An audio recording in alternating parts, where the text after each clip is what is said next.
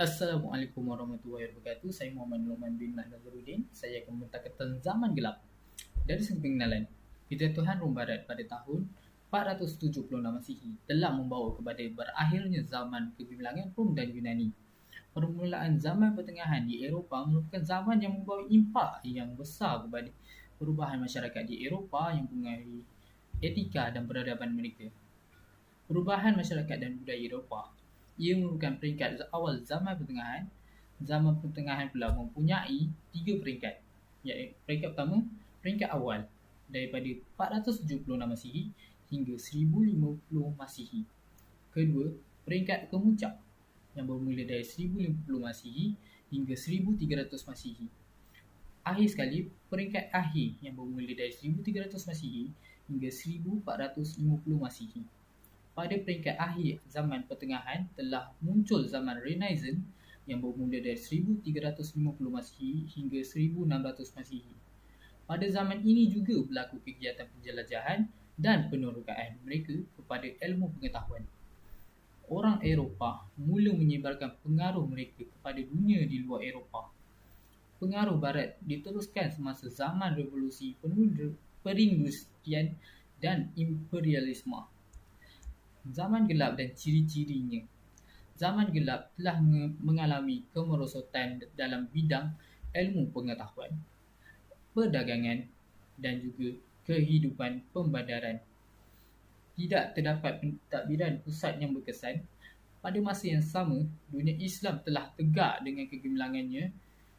Dunia Islam sebagaimana terbukti pada zaman Khulafa' ar-Rasyidin, Bani Umayyah dan Bani Abbasiyah mempunyai pusat pentadbiran yang mantap dan sistem ilmu pengetahuan yang unggul. Dunia Eropah telah banyak mencedok ilmu daripada dunia Islam yang untuk meningkatkan pencapaian masyarakat mereka. Kemunculan golongan baron iaitu tuan tanah, golongan petani terpaksa mencari perlindungan daripada tuan tanah. Tuan tanah pula perlu memberikan khidmat ataupun membayar cukai kepada raja. Okey. Pada zaman gelap juga, mereka menggunakan iaitu sistem feudal yang terdiri daripada golongan raja, golongan tuan tanah dan golongan rakyat. Okey, golongan raja memiliki golongan pembesar yang mendapatkan naungan daripada pihak istana. Daripada segi golongan tuan tanah, golongan pembesar memberikan khidmat kepada pihak raja.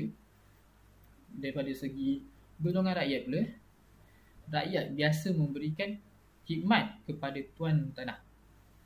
Assalamualaikum warahmatullahi wabarakatuh. Nama saya Ahmad Ali Faikal bin Abdul Wahab. Nombor metrik 17 TSB 21F1 999. Saya akan menyambung pembentangan iaitu zaman Renaissance. Iaitu pendahuluan. Yang pertama, Renaissance merujuk kepada perkataan Itali yang bermaksud kelahiran semula. Zaman ini juga merupakan satu pengiktirafan terhadap kegemilangan semula ilmu pengetahuan dan kesenian yang dicapai dalam tamadun Yunani dan Rom. Yang ketiga, zaman Renaissance bermula di Itali kerana kedudukan Itali yang strategik menghadap Laut Mediterranean yang merupakan laluan perdagangan dunia. Faktor-faktor yang mewujudkan zaman Renaissance. Wujudnya aliran pemikiran humanisme. Apakah yang dimaksudkan aliran pemikiran humanisme?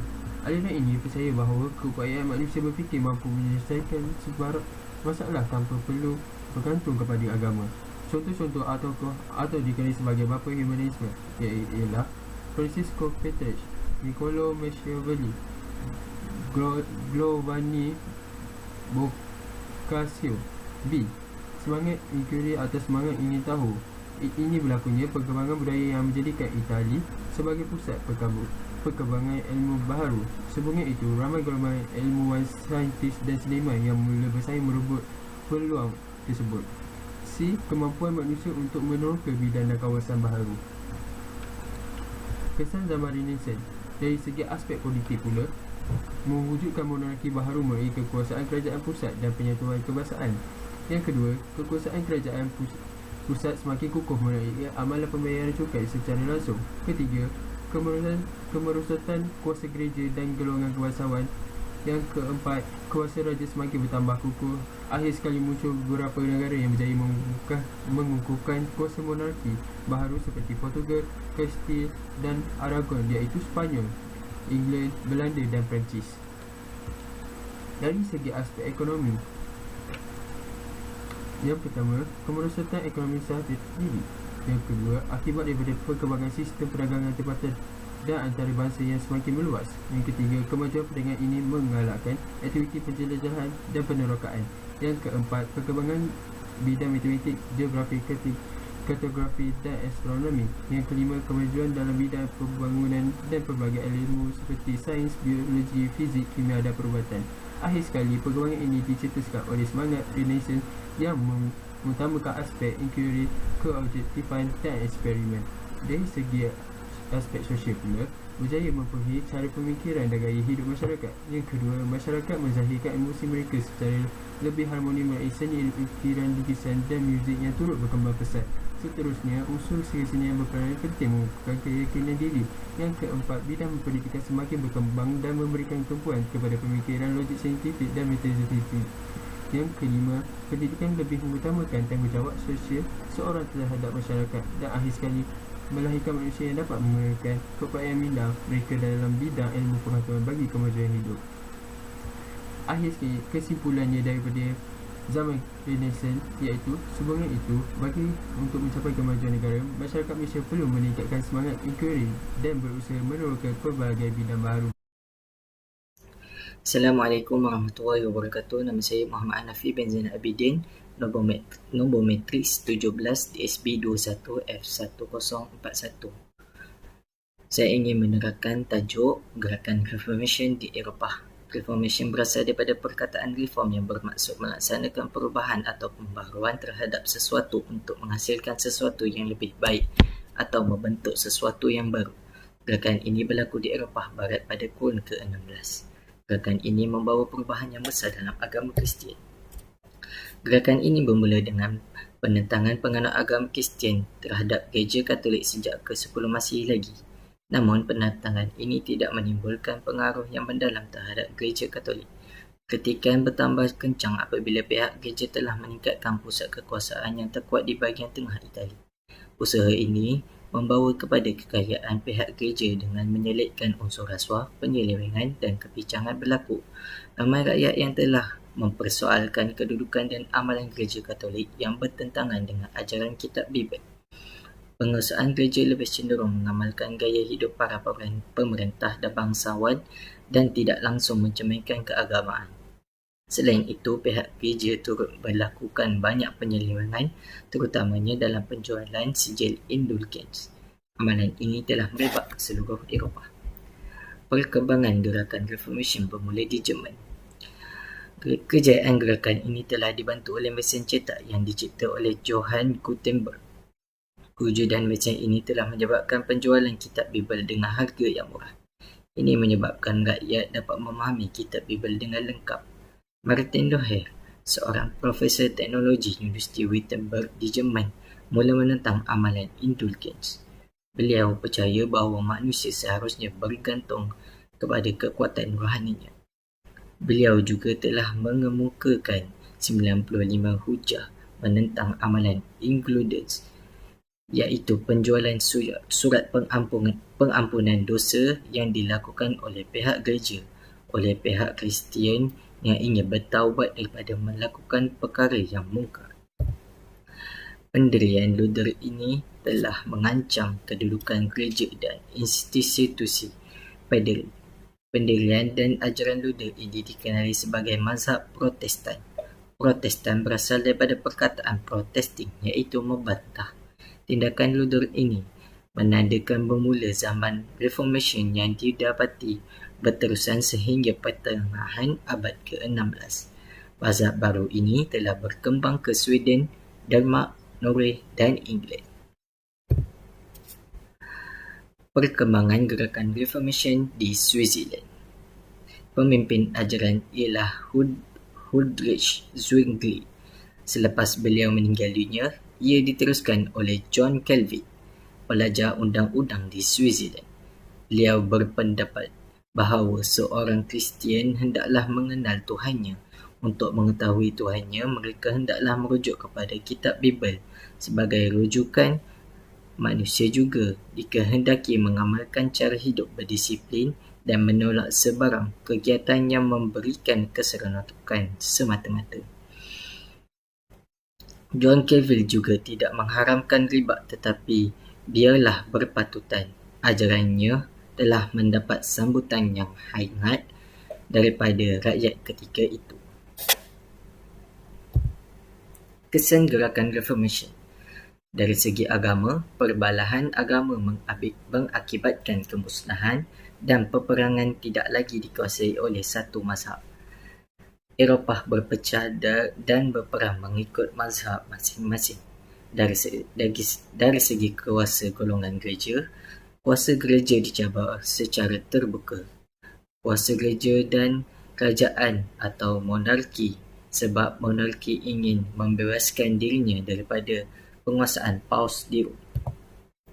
Kesimpulan gerakan Reformation. Di dalam perkembangan Protestan, masih ada penganut yang masih mahu mempertahankan gereja Katolik. Oleh itu, satu Counter Reformation telah dibuka. Counter Reformation ini bermaksud menahan atau bertindak menentang sesuatu yang baru. Assalamualaikum warahmatullahi wabarakatuh. Saya Muhammad Arifuddin bin Muhammad Syaidi bernomor matriks 17 BSB 21F1042 ini membentangkan salah satu topik daripada etika dan peradaban di Eropah sebelum zaman Enlightenment, iaitu zaman penjelajahan dan penerokaan. First sekali, latar belakang. Pada abad ke-16, kejayaan sains dan teknologi zaman Renaissance membantu kegiatan penjelajahan ini. Mereka mencari laluan ke timur kerana kerajaan Islam Turki telah menguasai Istanbul pada tahun 1453.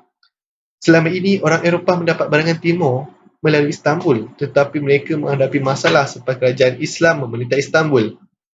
Mereka memulakan penerokaan dengan melalui lautan Atlantik untuk sampai ke timur. Seterusnya, sebab-sebab penjelajahan. Orang Eropah ini mendapatkan barangan seperti emas, sutera dan rempah dari timur. Raja Spanyol dan Raja Portugal banyak memberi galakan kepada usaha penerokaan. Kuasa Portugal dan Spanyol saling bersaing untuk mendapatkan tanah jajahan. Perjanjian Tordesillas ditandatangani untuk menetapkan kawasan pengaruh Spanyol dan Portugal. Seterusnya, Pulau Eropah unggul seperti Christopher Columbus berjaya ke Amerika. Beliau juga merupakan orang pertama Eropah yang berjaya sampai ke Amerika. Seterusnya, Ferdinand Magellan melakukan pelayaran ke timur. Tetapi beliau terbunuh di salah sebuah pulau Filipina yang bernama Kepulauan Maluku. Perdagangan rempah dan sutera mendatangkan keuntungan besar kepada pedagang Eropah. Ini adalah salah satu faktor utama yang amat penting bagi mereka.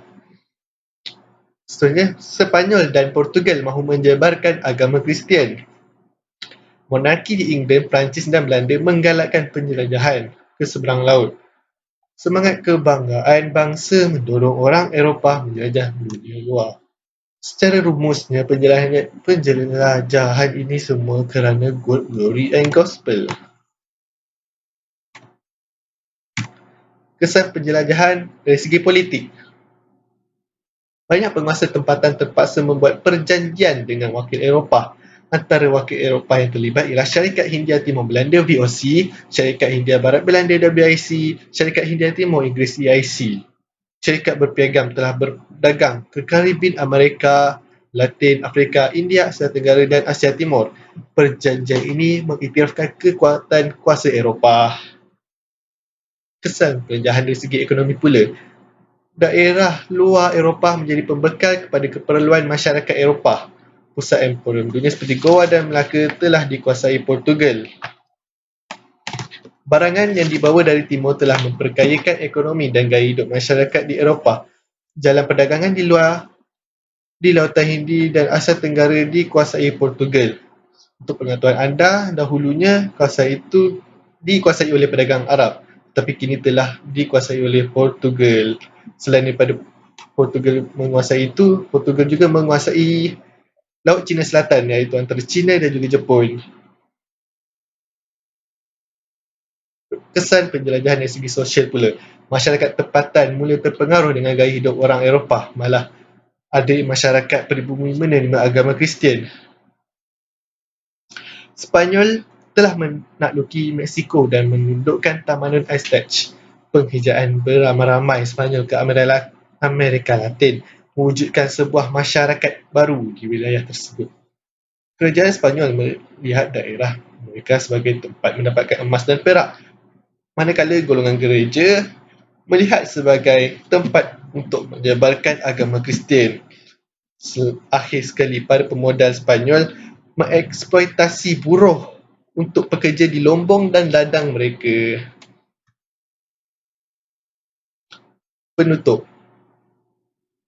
Segala perkembangan Eropah tadi, dari zaman Renaissance hingga ke penjelajahan dan penerokan, telah menunjukkan kepada kita betapa pentingnya penerokan ilmu pengetahuan, semangat inquiry, kegigihan usaha dan keberanian.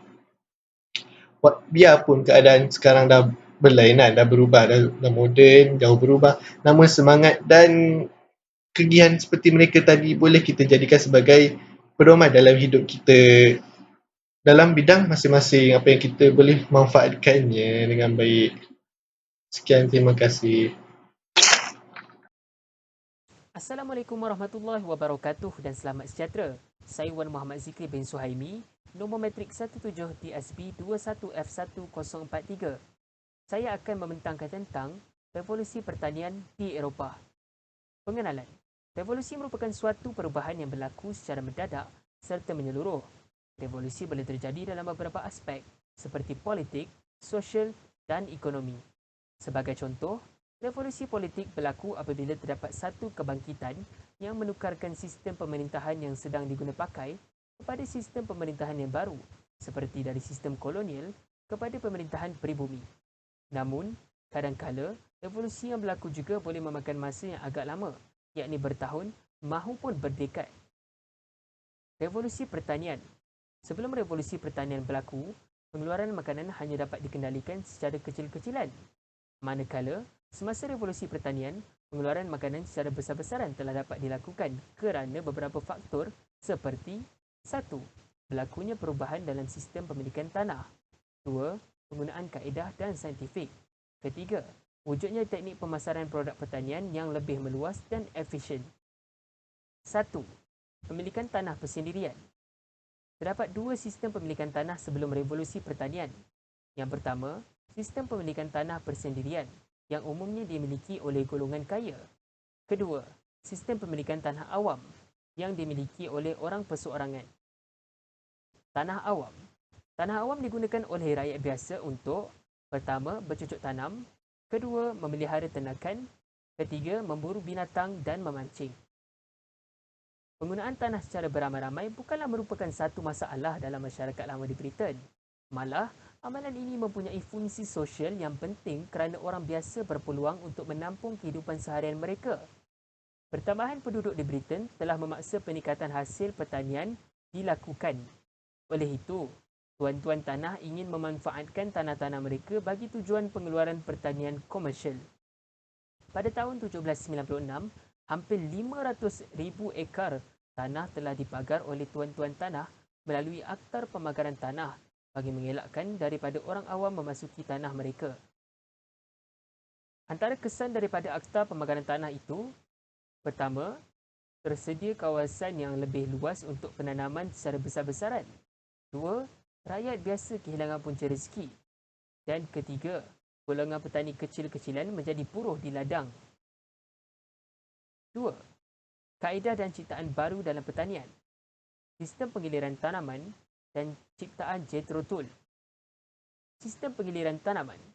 Mengikut kaedah ini, sesuatu bidang tanah digunakan secara berterusan sepanjang tahun dengan menanam pelbagai jenis tanaman mengikut musim. Disebabkan setiap tanaman itu menggunakan nutrien yang berbeza, maka semua tanaman itu dapat tumbuh dengan subur. Dengan menggunakan sistem ini, tiada tanah yang ditinggalkan kosong seperti sebelumnya. Tanaman baharu juga turut diperkenalkan, antaranya seperti ubi kentang dan turnip. Contohnya Lord Townshend mengubah kaedah peladangannya dengan mencuba sistem penanaman secara bergilir. Beliau mendapati semanggi, turnip dan clover sesuai ditanam secara bergilir. Disebabkan penggunaan sistem ini, beliau telah memperolehi pulangan yang lumayan. Beliau menggalakkan para petani untuk menggunakan sistem ini dengan menanam turnip sebagai salah satu daripada tanaman yang digilirkan. Thomas William Cook, beliau telah membaiki sistem pengiliran ini dan mendapati hasil pulangannya berlipat kali ganda. Ciptaan Jethro Tull. Jethro Tull merupakan seorang petani, penulis dan penemu. Beliau telah mencipta sebuah alat untuk menggali dan menugal. Alat ini telah membolehkan banyak lubang dapat digali secara serentak. Selain itu, penugalan dan penanaman biji benih menjadi lebih efisien. Ini merupakan gambar ciptaan Jethro Tull. 3. Penanaman komersial. Apabila cara menanam telah direvolusikan, maka kuantiti hasil pertanian telah dapat dipertingkatkan. Penggunaan baja asli secara meluas telah menjadikan tanah lebih subur dan hasil pertanian bertambah. Peningkatan kuantiti dan kualiti pertanian telah menyebabkan lebihan produk berlaku. Maka, lebihan produk tersebut telah diperdagangkan oleh petani. Contohnya, mereka telah perdagangkan hasil mereka kepada rakyat dan saudagar yang hendak membeli produk mereka. Kesimpulan yang dapat saya buat di sini adalah revolusi pertanian di Eropah merupakan langkah pertama yang dibuat oleh warga Eropah dalam memajukan negaranya. Melalui revolusi pertanian juga, telah banyak penemuan baharu yang berjaya ditemukan. Contohnya seperti sistem pengiliran tanaman dan ciptaan Jethro Tull. Melalui revolusi pertanian juga, revolusi perindustrian dapat dilaksanakan. Hal ini kerana revolusi pertanianlah yang menyediakan asas untuk revolusi perindustrian. Oleh itu, jelaslah bahawa tanpa revolusi pertanian, negara-negara di Eropah tidak akan dapat dibangunkan kerana revolusi pertanian merupakan tapak asas dalam kemajuan negara-negara di Eropah. Sumber-sumber maklumat, buku teks sejarah KBSM Tingkatan 4 dan Everett.com. Sekian, terima kasih. Assalamualaikum warahmatullahi wabarakatuh. Saya Muhammad Zainal Arif bin Mahad, nombor matriks 17 DSB 21F1036. Hari ini saya akan membentangkan tajuk perkembangan bidang perindustrian. Sebelum memulai, izinkan saya memberikan beberapa pengenalan mengenai tajuk ini. Industri ialah ekonomi yang menghasilkan barangan. Maksud ekonomi ialah kawasan pengeluaran, agihan dan perdagangan serta penggunaan barang dan perkhidmatan oleh ejen yang berbeza. Selain itu, perkataan industri berasal daripada perkataan Latin iaitu industrius yang bererti tekun dan rajin. Industri ialah penghasilan barang atau perkhidmatan dan merupakan aktiviti ekonomi yang memproses bahan mentah menjadi barang siap atau menyediakan perkhidmatan. Penyediaan modal ialah salah satu sumbangan revolusi pertanian terhadap pertumbuhan dan perkembangan revolusi perindustrian. Para peladang menjadi kaya hasil daripada revolusi tersebut. Selain itu, perubahan sikap berlaku kerana kesediaan mereka untuk melaburkan modal. Mereka juga sanggup mengambil risiko untuk melaburkan modal dalam bidang baru yang belum pasti menjanjikan pulangan. Revolusi pertanian juga menyediakan bahan makanan untuk menampung permintaan dan keperluan pekerja kilang yang meningkat. Britain tidak perlu terlalu bergantung pada pengimportan bekalan makanan dari luar. Seterusnya, dana yang diselamatkan itu dapat dilaburkan bagi membantu pertumbuhan dan perkembangan industri dalam negara. Antara faktor lain termasuklah rekaan dalam bidang sains dan teknologi serta semangat dan kegiatan keusahawanan. Gabungan daripada dua faktor ini contohnya dapat dikesan daripada kegiatan James Watt dan Boulton, iaitu daya kreativiti, semangat inovatif serta kegiatan keusahawanan ini terdapat pada ramai lagi tokoh di Britain sepanjang revolusi perindustrian. Inilah ciri-ciri yang telah mendasari dan mendinamikan kemajuan di Britain pada masa tersebut. Sekian, terima kasih.